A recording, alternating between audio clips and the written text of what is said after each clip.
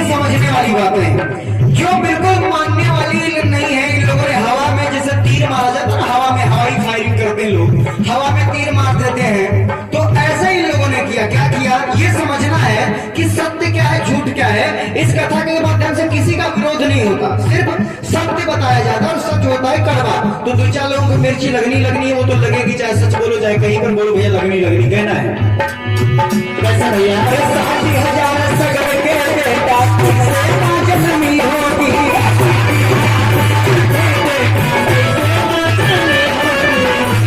राजा सगर यहाँ के बहुत ही अच्छे राजा हुए। राजा सगर के दुई रानी थी, दुई रानी में एक की कोई संतान नहीं थी और एक के बताया जाता कि 60,000 लड़का थे। भैया का मानने वाली बात है दादा, मानने वाली बात है नहीं, लेकिन मानते लोग भैया। लोग समाज में समझ आ जाते हैं, लोग आपके सामने बोल के चले जाते हैं और आप जब आवाज नहीं उठाते हो तभी लोग भैया वही चलता है। हम आवाज क्यों नहीं उठा पाते थे? रीजन क्या? हम लोग अशिक्षित थे। अब शिक्षित हो गए तो अब आवाज उठानी बनती है। अगर हम आवाज उठाते हैं तुरंत पता चल जाता बंदा गलत बोल रहा है। जब हम आवाज नहीं उठाएंगे तो कहां से पता चलेगा भैया? सीधी बात है, समझ होगी।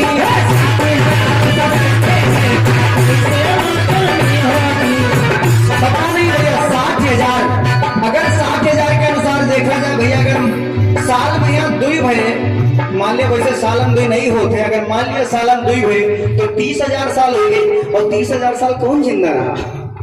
अगर साल पता नहीं कैसे कैसे लिख देंगे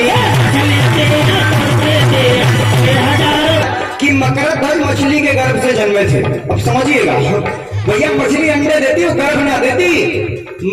मछली अंडे देती है, ये विज्ञान प्रमाणित कर चुका है, सत्य भी है। लेकिन इन लोगों ने क्या किया? मकरध्वज को बता दिया मछली के गर्भ से जन्मे। अब वो गर्भ से जन्मे कैसे मछली अंडे देती भैया?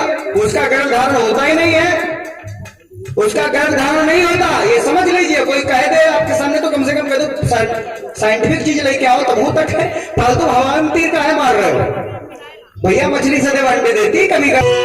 अरे मछली थी या मुर्गी थी, अंडे 1000 भी होगी।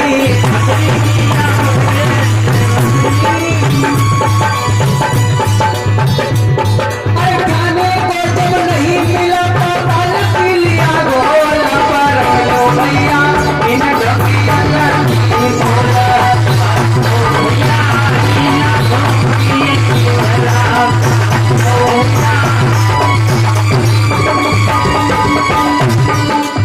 और समझिएगा भैया, क्या लिखा है, मानने वाली बातें नहीं है। तापमान हमारे यहाँ पे 0 पॉइंट से कम संख्या में यहाँ पर आता है, तब पता लगा था जेठ वैशाख के समय में भैया इसी तपन पड़े थे, पता लगा था कि शरीर के सब कपड़े निकालने पड़ जाते हैं। अब सोचिए जो इंसान सूर्य के पास जाएगा उसका हल क्या होगा? सत्य समझिए, चक्कर में मत पड़िए।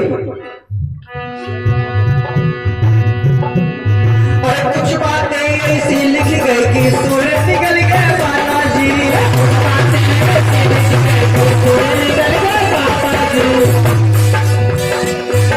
कैसी कैसी बात लिखे खुल जाती की बोला भैया